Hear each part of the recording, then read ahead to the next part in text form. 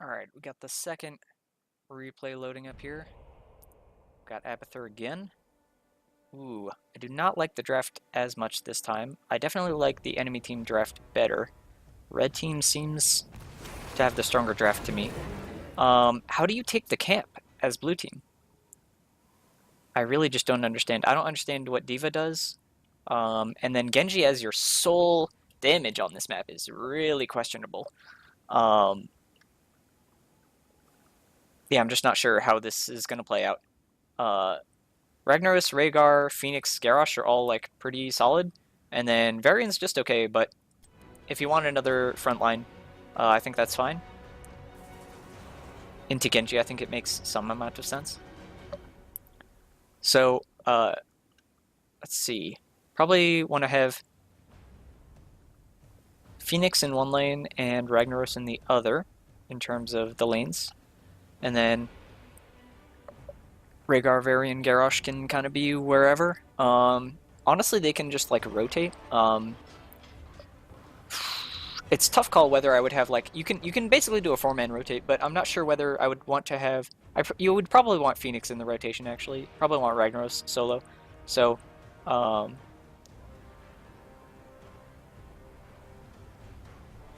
simply because Phoenix can output more damage if Varian or Garrosh get a pick. Looks like they're having Varian go top lane and Phoenix go bottom. So I don't think I like the lane prioritization yet. And I think they should definitely be sending one person bottom. Like Phoenix should be pushing this as fast as possible. Hit this wizard minion. Gotta push this in faster so that they lose experience. You can Q in closer range to yourself and hit all 7 minions. So yeah, they're giving them time to rotate down here and catch some of this experience. So red team should have had an advantage on this already, but that's mostly just by blue not sending someone into one of the lanes.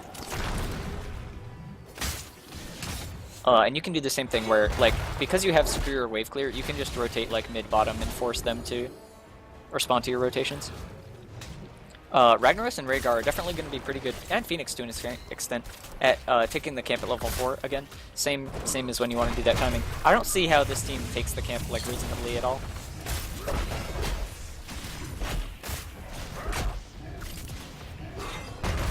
So it looks like they're kind of getting the idea on doing the rotate thing, but they're doing it with 3 people, and it's kind of because they have Varian top instead of sending Ragnaros up here. Oh no.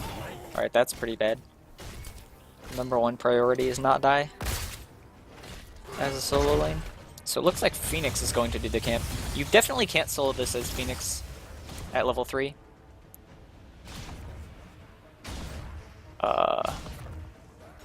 I would say if you were going to try to do it, you would have to have taken mobile offense at 1, but that's not happening.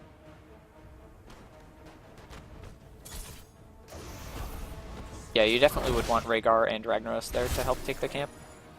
That's when you could have Varian top lane, if you were going to do that, but yeah, it's alright.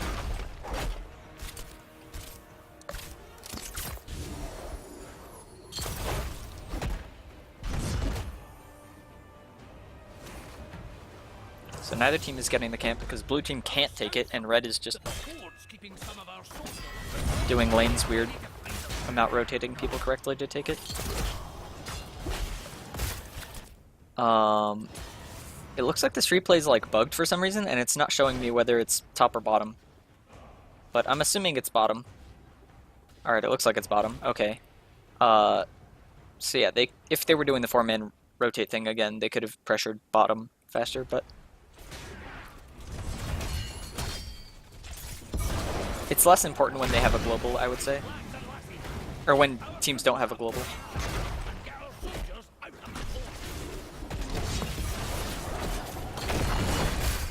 Alright, so again, when you have the superior wave clear, you want to clear this wave, and then like go push and clear this wave, and you're gonna force them to lose experience if you have the superior wave clear. Especially if you had taken the camp, which you could have. And then you would get like level 6 and like they would be down experience instead of the opposite, which also occurred because somebody died top lane. This is generally why you want somebody who can either double soak or have a global, is because now you can't match the Abathur. So they are actually going to pull ahead in experience because of the Abathur, but I would say that's primarily due to the Ragnaros, which probably would have better been like a Falstad or a Dahaka, I would say, in this draft.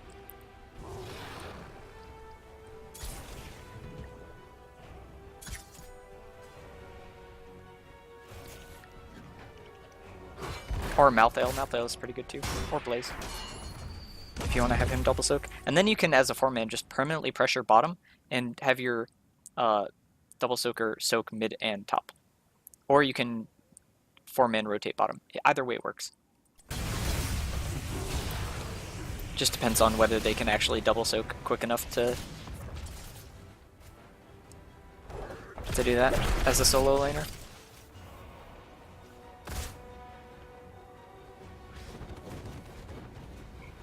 So both teams kind of want to stall this, so unfortunately by having like Ragnaros and Rhaegar and Garrosh, that's a little bit overloaded on the melee heroes, and Varian to an extent. So again, they can't really poke over the objective very well, so they actually have to stall by sending people down here instead of like being able to send like Rhaegar and Phoenix over to do the camp while still soaking mid and things. So again, primarily coming down to a draft problem, I would say right now.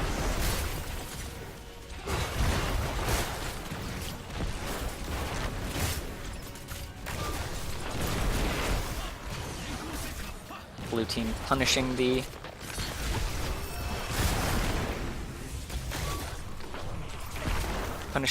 in the objective fight, which their team is definitely better suited for if they can get the objective fight.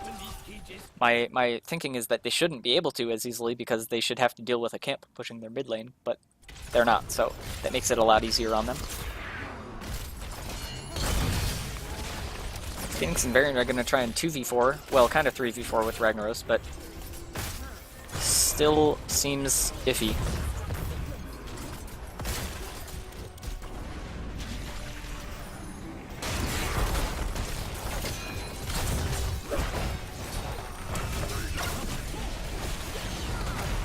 I definitely think Phoenix should go Arsenal Synergy here, by the way. It's really strong in the objective fights, but it's also just the strongest level 1 talent regardless, if you can use it well. And that's definitely also like the wrong level 4 and level 7, but regardless. So blue team wins this objective, so they want to push bottom. I think sending D.Va mid is fine because she's not that great on Siege, and it's going to force them to defend mid probably. And when they have the superior wave clear, if you can split up their wave clear, then it's less of a disparity between your team. That was a really good sleep dart. They might have been able to kill him there, but it's okay. So because Ragnaros used his take over the fort thing earlier, means they can probably get this.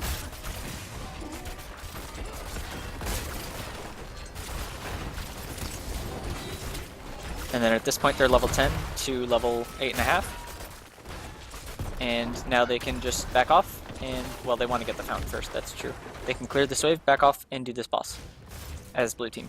And they'll just have D.Va rotate down, because there's no point in her being mid. She's not going to really get this fort. She could maybe stay and try and get the healing fountain, but when you see Ragnaros there, it's definitely time to rotate down.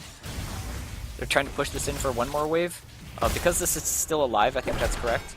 But now I would definitely back off and just prepare to do the boss. I think this is kind of overstaying at this point. You don't need to be here like until the very last second that this is alive. I think they're trying to push their advantage of being level 10, but the way to push the advantage is by taking the boss for free.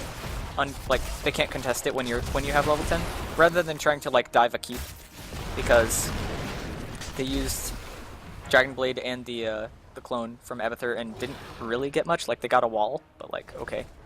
And so now they don't get the boss, which is pretty unfortunate. Not sure what they're trying to do here instead, because they could definitely have still gone and taken the boss right now. Looks like they're just going to try and start pressure on top lane. If they're not going to take the boss, you should definitely take the camp, at the very minimum. And then go top lane if you want to, but I think taking top boss is really sketchy. It's a lot easier for them to defend. Red team correctly goes and takes their camp now, which is good.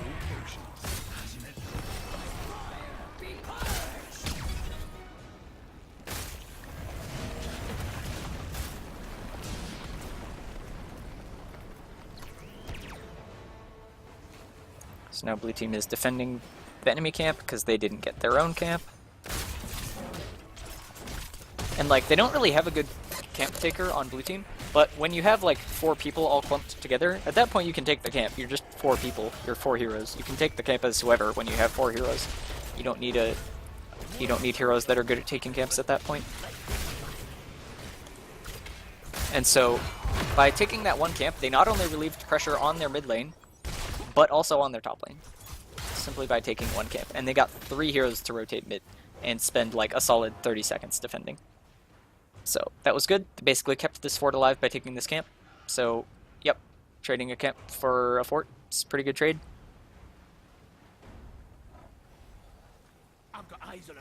So now they're taking their camp. This is a little bit late.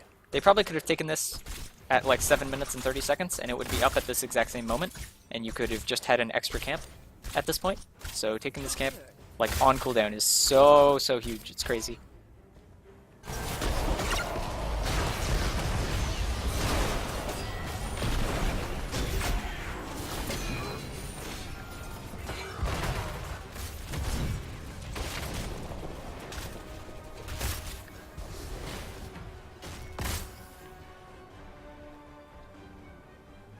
So again, they want to pressure the side wave while they have their camp pushing middle, because then they'll at most... Oh, there was a problem, and the replay crashed. Alright, well that's all I can analyze for that game, apparently.